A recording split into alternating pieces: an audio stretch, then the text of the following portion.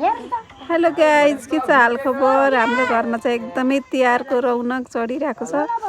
यहाँ आँगनमा सेलरोटी पाकिरहेको छ है यसरी। अनि यतातिर फेरि बच्चाहरू तास खेलिरहेछन्। के हो तिम्रो खेलेको तासको नाम? जोगी। को भयो त जोगी अहिलेसम्म? जोगीलाई के भन्दो रहेछ त? खेललाई के भन्छ? जोगी नै हो के नामै दल मारा के भन्छ?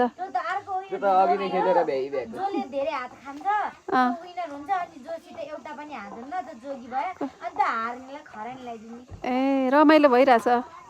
अनि हाम्रो नानी चाहिँ एकदम मोबाइल प्रेमी, यताउता कसैसँग सङ्गत छैन, चुइगम चबाउँदै मोबाइल हातै गरिसिन्। उहाँ गोठमा फेरि मम्मीले अर्को बतास पनि रोटी पकाइरहनु भएको छ। एकदम रमाइलो भएको छ। त्यहाँ फुल पनि फुलिरहेछ। अहिले टिप्ने हो हामीले, अहिले फेरि राति चोरेर लैदिन्छ, नत्र माला गाँच्नुपर्छ। एकदमै रमाइलो भइरहेछ। हामीलाई चाहिँ म यहाँ कुर्सीमा बसेर हेरिरहेको छु। कस्तो भइरहेछ लक्ष्य तिहार? आमा के भन्नुहुन्छ? एकदम राम्रो दामी भन्छु म त। एकदम रमाइलो भइरहेछ। तास खेल्न मन लाग्छ कि हजुरलाई त? अहिले तास खेलौँ भन्यो भने कुन गेम खेल्नुहुन्थ्यो?